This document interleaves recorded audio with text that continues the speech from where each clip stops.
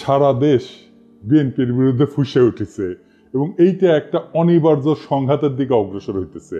আমি গত পরশু একটা ভিডিওতে দেখাইছিলাম যে টিনের সালে কাউয়া তারিক জিয়া বলে মিছিল, দেখেন আরেকবার।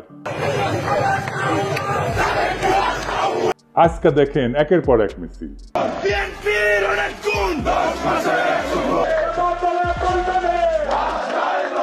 তারেক রহমান বলছেন অন্যায়কারী যেই হোক আমরা প্রশ্রয় দেব না।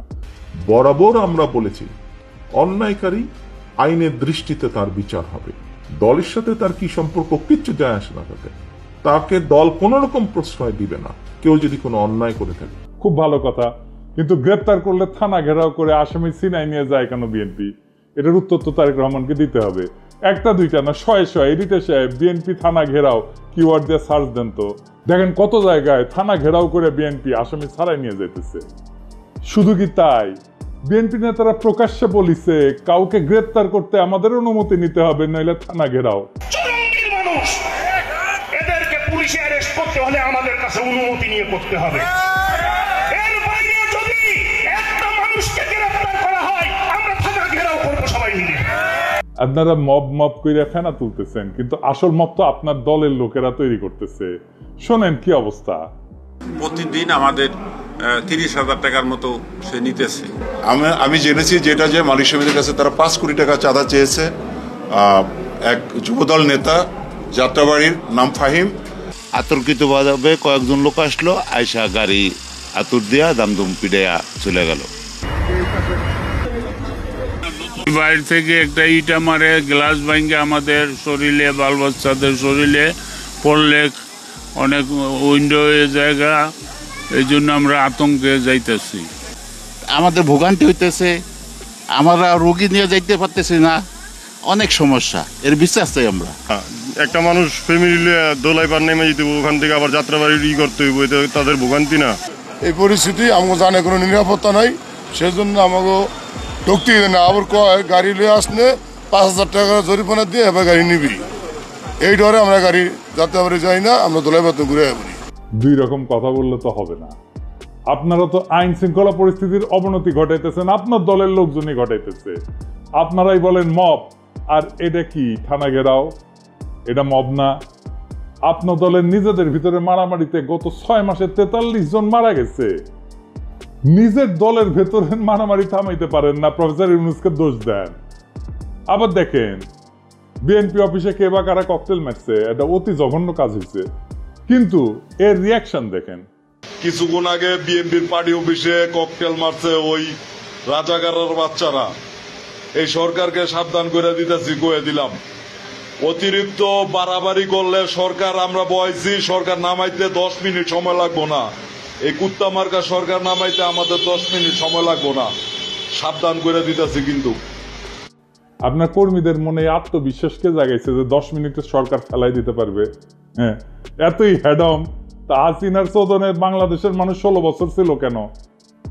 এই সরকারকে বিএনপি বসাইছে, তো আপনারাই যদি বসাইছেন তাহলে আপনারা এই সরকারের ব্যর্থতার দায় নেন। বিএনপির কিছু কর্মীদের কথা আর কি বলবো, এরা মনে করে কাউরে গালাগালি করে আসলেই তার রাজনৈতিক কর্তব্য পালন করা হয়। রাজনীতি শিখাইতে পারেননি নিজের কর্মীদেরকে, কোনটা রাজনীতি কোনটা রাজনীতি না, রাজনীতি কেমনে করতে হয় সেটাও শিখাইতে পারেন নাই। আমি মাঝে মাঝে কমেন্টগুলো দেখি, আপনাদের দেখাই। এই ভিডিওটা আপনারা দেখেছেন না, তারেক রহমানের বিরুদ্ধে যত রকম অপপ্রচার আছে সেগুলো ডিবাঙ্ক করা হয়েছে, মানে সেগুলোর বিরুদ্ধে বলা হয়েছে এবং সেগুলো দেখানো হয়েছে যে এগুলো অপপ্রচার আমি করেছি। আমি সেখানে এসে বিএনপি কর্মী গালাইতেছে, সে ভিডিওটা দেখিনি, থাম্বনেল দেখিছে। ওরে কেউ বলছে বা নিজেই বুঝিছে পিনাকির ভিডিও যা যা বিএনপির বিরুদ্ধে আছে তার নিচে গালাগালি করে আসবে। খবরদার ভিডিও কলে দেখবে না, ভিডিও দেখলে পিনাকি ডলার পাবে। তোমরা ভিডিও দেখলে এত বড় লোক হবি যে হাইগার ডলারে পাশা মুসপি উই আইসা থাম্বনেল দেখিছে আর কপি পেস্ট মারিছে। এইগুলোই হইতেছে বিএনপির সমস্যা। এইগুলো চলে হুজুগে, ওই যে হুইনা মুসলমান আছে না, এগুলো হুইনা বিএনপি, আর এদেরকেই বিএনপি কন্ট্রোল করতে পারতেছে না। দেখেন কি বলে বিএনপির নেতা, রাজনৈতিক সংগঠন জামাত শিবিরকে উৎখাত করেই ছাড়বে। সে তার নেতার পক্ষ থেকে দ্ব্যর্থহীনভাবে বলতেছে এই শাহজাদপুর, এই সিরাজগঞ্জের মাটিতে জামাত এবং এনসিপি নেতাদের কবর রচনা করা হবে। শুনেন, জামাত শিবিরকে উৎখাত করেই ছাড়বো। এর নাম হইতেছে আমির হোসেন সবুজ, সাংগঠনিক সম্পাদক শাহজাদপুর উপজেলা বিএনপি। আবার দেখেন তারেক জিয়াকে নিয়ে সন্তান মন্দ কথা বলছে, তাই ছাত্রদল নেতা সদল বলতে যে বৃদ্ধ পিতাকে শাসাইতেছে, সকাল 10টা পর্যন্ত সময় বেঁধে দিচ্ছে, এর মধ্যে ক্ষমা না চাইলে যে জায়গায় পাই আমরা বিচার করব বলে হুমকি দিচ্ছে। শুনেন, বাড়িতে থাকে না, আপনার মাস্টার মানুষ, আপনারা সম্পূর্ণ শ্রদ্ধা দিয়ে বুঝতেছি। হ্যাঁ, এই যে আপনার মাস্টার, আপনি মাস্টার, আপনার ছেলে তারেক রহমানের গালিগালাজ করে, তারেক রহমানের এই ছেলে, এটা কাকা আমি আপনাদের বলবো। আচ্ছা কাকা, আপনি 80 সালে বিএনপি করেন, আমার বাবা আওয়ামী লীগ করতো, সমস্যা নাই, কিন্তু তারেক রহমানের নামে যে এই ধরনের কথাবার্তা গুলো লেয়, তখন আমরা তো মনে করেন যে আল্লাহ নবীর করে তারেক রহমানের মানি, বাপদাদার চেয়ে বেশি মানি। এমন বিষয়টা হয়েছে গিয়া উনি তো কোনো অপরাধ করে নাই, ওনারা এই যে গালিগালাজ করেছে বললো যে আপনি একটা কথা শুনেন, আপনার ছেলেরে ফোনটা কইবেন যে সুলতানের রায় ছিল কালকে সকাল 10টার মধ্যে তার টাইম, কালকে 10টার মধ্যে যাতে ফেসবুকে যেটা লেখছে এটাতে কয় যে ভুল করছে, ভুল স্বীকার করে কাকা। যদি ভুল স্বীকার না করে এর বিচার কিন্তু আমরা মনে করেন যেই জায়গায় পাই আমরা বিচার করে দিব কাকা, যদি আমরা ব্যর্থ হন কাকা। আর বৃদ্ধ পিতা হাত জোর করে ভয়ে কাঁদতে শুরু করছে, বারবার বলতেছে সন্তান ক্ষমা চাইবে। যে নেতায় কাণ্ড ঘটেছে সে বারবার বলছে যে সে এর কারণে সে বহিষ্কার হইতে পারে, কিন্তু এতে তার কিছু যায় আসে না, কারণ জানে বহিষ্কার হইলে তার দল বহিষ্কার প্রত্যাহার করবে আমাদের অগোচরে, এটা সময়ের ব্যাপার, বহিষ্কার কাগজের ব্যাপার। এইবার শুনে, এটা আমি লাইভে আছি কাকা, একদম মনে করেন যে সারা বাংলাদেশে থাকতেছে, আমার নেতা একটা মানুষ দেখতে পারে, আমার বহিষ্কার করতে পারে, আমার কোনো আপত্তি নাই। যাই হোক, বিএনপি মানে শুধু এরা না, এর বাইরেও বিএনপি আছে, আর তারাই মেজরিটি যারা সত্যিকার অর্থে শহীদ জিয়ার আদর্শ আর খালেদা জিয়ার উত্তরাধিকার বহন করতে চায়। তাদের অনেকেই আমাকে গত ভিডিওর পরে ফোন দিছে, বিএনপির নানা পর্যায়ের নেতা কর্মীরা, অনেকে বলছে যে ভাই দিন শেষে আপনি ইলিয়াস আর কনক মিলা বিএনপির ড্যামেজ কন্ট্রোল করলেন। এখন অনেক পোস্টে হোস্টাইল রিয়াকশন কমেন্ট অনেক কমছে, অনেকে বলছে যে কাজটা ভালো করেন নাই বিএনপিকে রক্ষা করতে যাইয়া। আমি আসলে বিএনপিকে রক্ষা করতে যাই নাই, দেশের স্বাধীনতা সার্বভৌমত্ব রক্ষা করতে গেছি, আর বিএনপির ভুলগুলো ধরায় দেওয়া থেকে আমি সরে আসি নাই। এখন কইবেন বিএনপিকে রক্ষা করলে বাংলাদেশের স্বাধীনতা সার্বভৌমত্ব, দেশের স্বাধীনতা সার্বভৌমত্ব কেমনে রক্ষা হয়? আসেন এটা না বুঝে দেখি বিএনপির সাথে স্বাধীনতা সার্বভৌমত্ব কেন যুক্ত। একটা আধুনিক রাষ্ট্রের স্বাধীনতা সার্বভৌমত্ব কেবলমাত্র তার ভূখণ্ড বা আন্তর্জাতিক স্বীকৃতির উপর নির্ভর করে না, বরং সেটা গঠিত হয়, তৈরি করতে হয় রাষ্ট্রের জনগণ, প্রতিষ্ঠান এবং রাজনৈতিক পরিকাঠামোর সমন্বয়। তিনটে জিনিস: জনগণ, প্রতিষ্ঠান এবং রাজনৈতিক পরিকাঠামোর সমন্বয়। এই কাঠামোর কেন্দ্রে অবস্থান করে রাজনৈতিক দলগুলো। রাজনৈতিক দল কেবল রাষ্ট্র ক্ষমতার প্রতিযোগী না, তারা রাষ্ট্রীয় কর্তৃত্বের সামাজিক অনুমোদনের ধারক, জন অভিপ্রায় প্রকাশের মাধ্যম এবং রাজনৈতিক স্থিতিশীলতার একটা মৌলিক স্তম্ভ। যখন একটা দেশের রাজনৈতিক দলসমূহ ধ্বংস হইয়া যায় বা তাদের কার্যকারিতা ভেঙে পড়ে, তখন সেই রাষ্ট্রের আন্তঃপ্রাতিষ্ঠানিক ভারসাম্য, জনভিত্তিক শাসন এবং কূটনৈতিক অবস্থান দুর্বল হয়ে যায়, যা সরাসরি স্বাধীনতা সার্বভৌমত্বের উপরে আঘাত আনে। কি জটিল লাগতেছে? আরো পরিষ্কার করে বুঝে দেখবো? আসেন বুঝে দেখি। রাজনৈতিক দল কিভাবে গণ অনুমোদনের একটা সাংগঠনিক রূপ। রাজনৈতিক দলগুলো একটা দেশের জনমতের প্রাতিষ্ঠানিক কণ্ঠ। দলীয় রাজনীতির মাধ্যমেই জনগণ রাষ্ট্র ক্ষমতায় অংশ নেয়। দল ধ্বংস হইলে বা নিষ্ক্রিয় হইলে রাষ্ট্রে জনসমর্থনের ভিত্তি দুর্বল হয়ে পড়ে, ফলে শাসন এবং সার্বভৌম কর্তৃত্বের বৈধতা প্রস্তাবিত হয়। রাজনৈতিক দলগুলোর মাধ্যমে তৈরি হয় নীতি নির্ধারণের ধারাবাহিকতা এবং বিকল্প। স্বাধীনতা এবং সার্বভৌমত্ব রক্ষা করে দুইটা জিনিস: কূটনীতি আর নিরাপত্তা নীতি। এটা ধারাবাহিকতা এবং বিকল্প চিন্তা রাজনৈতিক দলগুলোর মধ্যে বিকশিত হয়। দলের অনুপস্থিতিতে এক কেন্দ্রিক নীতি নির্ধারণ শুরু হয়। যেই নীতিতে পাবলিক সাপোর্ট নাই সেই নীতি দীর্ঘমেয়াদে টেকে না। এই এক কেন্দ্রিক নীতি নির্ধারণটা কেমন একটু দেখিয়ে আসেন। আমি একটা এক্সাম্পল দিয়ে বুঝি। ভারত বাংলাদেশের রাজনৈতিক এবং অর্থনৈতিক স্বার্থ এক, এটাই ছিল হাসিনার কূটনীতিক স্ট্যান্ড। এটা এক কেন্দ্রিক নীতি। ওই যে আলগা মোমেন বলছিল না, ভারতের উন্নয়ন আমাদের উন্নয়ন, ভারতের বিজয় মানে আমাদের বিজয়। শুনেন, আমাদের বিজয় ভারতের বিজয়, বুঝছেন? আমাদের উন্নয়ন ভারতের উন্নয়ন, ভারতের উন্নয়ন আমাদের উন্নয়ন। এই কূটনীতিক স্ট্যান্ড তো টিকে নাই। এটা হইতেছে এক কেন্দ্রিক নীতি নির্ধারণ। আমাদের সব সম্পর্ক সব নতুন করে করতে হইতেছে না, আগে ইন্ডিয়ার মাধ্যমে হাসিনা রাজনৈতিক সম্পর্ক তৈরি করতো, এবং এই কারণে আমাদের প্রতিষ্ঠানগুলো দুর্বল হয়েছে, আমাদের ব্যুরোক্রেসি দুর্বল হয়েছে, আমাদের কূটনীতি দুর্বল হয়েছে, আমাদের ডিপ্লোমেসি দুর্বল হয়েছে। রাজনীতি প্রাতিষ্ঠানিক ভারসাম্য রক্ষায় কি ভূমিকা রাখে? সুস্থ রাজনৈতিক দলগুলা নির্বাহী, আইন প্রণয়ন এবং বিচার বিভাগের ভারসাম্য রক্ষায় সহায়ক হয়। দলগুলোর অনুপস্থিতিতে রাষ্ট্রযন্ত্রের অঙ্গগুলোর মধ্যে ক্ষমতার ভারসাম্য নষ্ট হয়। এর জন্যই কর্তৃত্ববাদী প্রবণতা তৈরি হয়, যেমন যেটা হয়েছিল হাসিনার আমলে, এবং এর ফলে বৈদেশিক হস্তক্ষেপের পথ উন্মুক্ত করে। আমি কয়েকটা প্র্যাকটিক্যাল উদাহরণ দিয়ে বুঝাই দিতেছি। ইরাক 2003 সালের পর থেকে বর্তমান পর্যন্ত ইরাকে কিন্তু একটা রাজনৈতিক দল ধ্বংস হয়ে গেছে। কোন পার্টি? সেটা বাথ পার্টি। এটা পতনের পর যে রাজনৈতিক শূন্যতা তৈরি হয়েছে, পশ্চিমা শক্তি নির্বাচন ব্যবস্থা চাপাই দিল, নিরাপত্তাহীনতা এবং জাতিগত বিভাজন রাষ্ট্রের ভিতরে সার্বভৌমত্ব কর্তৃত্বকে দুর্বল করে রেখেছে, আর রাষ্ট্র হিসেবে দাঁড়াইতে পারতেছে না এরা। জাস্ট বাথ পার্টি নাই জন্য, যত খারাপ পার্টি হোক। লিবিয়া গাদ্দাফি শাসনের পরে যে রাজনৈতিক শূন্যতা তৈরি হয়েছে, গাদ্দাফির যে পলিটিক্স ছিল সেই পলিটিক্সটাকে পূরণ করতে পারে না। তাই দেশটাতে মিলেশিয়া, বিদেশি হস্তক্ষেপ প্রধান নিয়ন্ত্রক শক্তি হয়ে উঠছে। রাষ্ট্রের সার্বভৌমত্ব আজও পুনঃপ্রতিষ্ঠিত হয়নি। আবার দেখে আফগানিস্তানে মার্কিন দখলদারির সময় তারা তো সাহায্য দিয়েছে প্রচুর, নানা ধরনের কনসালটেন্সি দিয়েছে, মেলা মানুষকে শাসন ক্ষমতায় বসাইছে, নানা শক্তিকে ক্ষমতায় বসাইছে, কিন্তু দেশটা শান্ত হয় নাই, দেশে প্রগতিও হয় নাই, কারণ রাজনৈতিক শূন্যতা ছিল। রাজনৈতিক শূন্যতা থাকলে সেই দেশ যে আগায় না, তালেবান পূর্ব আফগানিস্তান তার প্রমাণ। এখন আগাইতেছে না, এখন আগাইতেছে। কেন আগাইতেছে? কারণ এখানে পলিটিক্যাল ভ্যাকুয়ামটা নাই, আর পূরণ হয়ে গেছে।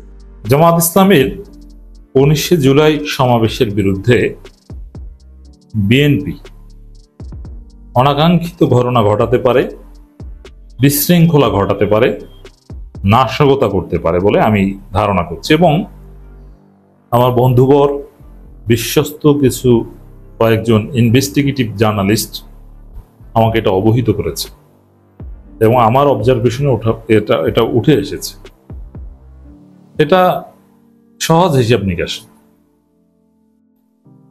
জামাত ইসলামী 19 জুন মহাসমাবেশে যে জনসমাবেশ করবে, বাংলাদেশের ইতিহাসে সমাবেশের অতীতের সকল রেকর্ড ছাড়িয়ে যাবে। পুরো ঢাকার শহর হবে এক মহা সমাবেশের নগরী, এবং অনিবার্যভাবে সেই সমাবেশ থেকে চাঁদাবাজের বিরুদ্ধে হুঙ্কার গর্জন দেওয়া হবে, চাঁদাবাজ প্রতিরোধের ডাক দেওয়া হবে, এমনকি কমিটি গঠন করারও ডাক দেওয়া হতে পারে, যে পাড়ায় পাড়ায়, মহল্লায় মহল্লায় চাঁদাবাজ প্রতিরোধ কমিটি। সেখানে জামাত, চরমনে, এনসিপি সবাই থাকবে, এমনকি বিএনপির মধ্যে যারা ভালো তারাও থাকবে।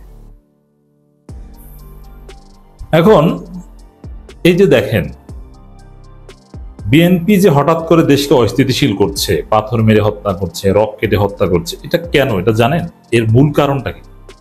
চাঁদাবাজি তো বিএনপি, এটা তো তারেক রহমান নিজেই অনেক আগে থেকেই করে আসেন। তারেক রহমানের পরিচয় তো 10%, কিন্তু এখন কেন পাথর মেরে হত্যার মতো এই ঘটনাগুলো বিএনপি ঘটাচ্ছে?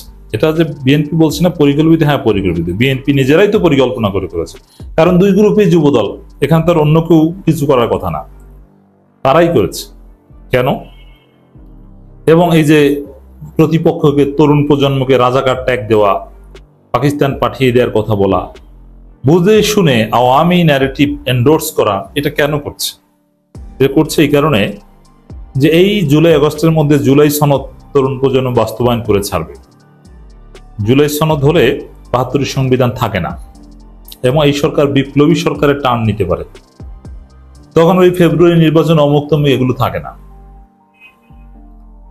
আওয়ামী লীগের এই বা বিএনপির পুরনো বন্দোবস্তের রাজনীতি থাকে না। জুলাই সনদ হওয়া মানে নতুন বাংলাদেশে নতুন রাজনীতি। এই জুলাই সনদ এত সোজা কথা না। এই জুলাই সনদ ঠেকাতে মূলত বিএনপি দেশব্যাপী অস্থিতিশীলতা সৃষ্টি করছে। আর জামাত ইসলামী যে সমাবেশ করতে যাচ্ছে, এই সমাবেশ হবে অনেকটা জুলাই সনদের পক্ষে। জামাত ইসলামী যে মহাসমাবেশ করতে যাচ্ছে, এটা বিএনপির ষড়যন্ত্রের বিরুদ্ধে। এ কারণে বিএনপি মনে করছে যে জুলাই সনদ হওয়া, চাঁদাবাজদের বিরুদ্ধে জনমত তৈরি করা, আওয়ামী লীগের বিচার হওয়া, লেভেল প্লেইং ফিল্ডের কথা বলা, আগে স্থানীয় সরকার নির্বাচনের কথা বলা, পিয়ার সিস্টেমের কথা বলা, জামাত যে সকল দাবিতে সমাবেশ করছে, এটা বিএনপির জন্য অস্তিত্ব সংকটের প্রশ্ন। তাদের অস্তিত্ব থাকবে না জামাতের দাবি বাস্তবায়ন হলে। যেমন চরমোনায় একটু সিটে ফোটা দেখিয়েছে, তাতেই বিএনপির 12টা বেজে গেছে, একেবারে লন্ডনের মসনদ কেঁপে উঠেছে। আর জামাত কি করতে পারে এটা তো বিএনপি জানে যে তারা কারা। ভয়ে বিএনপিতে কাঁপাকাঁপি শুরু হয়েছে। এই জন্য বিএনপি মনে করছে যে জামাত বিরোধিতা করা, জামাতকে ঠেকানো, এটা আমাদের অস্তিত্বের লড়াই। যে কোনোভাবে জামাতের সমাবেশের বিরুদ্ধে ষড়যন্ত্র করতে হবে। এই জন্য বিএনপি যেটা করতে পারে, সমাবেশের ভেতরে আশেপাশে ককটেল বিস্ফোরণের মতো ঘটনা ঘটাতে পারে। কারণ বিএনপি ছাত্র দলের কাছেই ককটেল ব্যবসা, ওরা প্রচুর ককটেল ফুটায়, ওরা নিজেরা ককটেল মেরে তারপরে নাটক করে। এবং ঢাকা বিশ্ববিদ্যালয়ের ছাত্র সংসদ নির্বাচনের কথা জোরালোভাবে আসলেই ককটেল ফুটায়। এই জন্য সমাবেশের স্থলে আশেপাশে ককটেল ফোটাতে পারে, সাবধান থাকবেন। কোনো আলামতেও যদি টের পান, ধরে রশি দিয়ে বেঁধে ফেলবেন। এছাড়া সারা দেশ থেকে জামাতের হাজার হাজার লক্ষ লক্ষ লোক ঢাকায় আসবে। আসার পথে গাড়িতে ঢিল মারা, কোন জায়গায় একদম ঠেকিয়ে দিবে আওয়ামী লীগ যেরকম করতো এরকম পারবে না, গাড়িতে বাধা দেওয়ারও চেষ্টা করবে। কারণ গাড়ি অনেক মালিক বিএনপির, কিন্তু গাড়ির ব্যবসা এটা আবার তারা তখন বিএনপি থাকবে না, এগুলো নিয়ে তেমন পারবে না। তবে গাড়িতে ঢিল মারা, কাউকে হুমকি দেওয়া, ককটেল ফুটিয়ে দৌড় দেওয়া, মোটরসাইকেল থেকে ককটেল মেরে দৌড় দেওয়া, এরকম কাজ করতে পারে।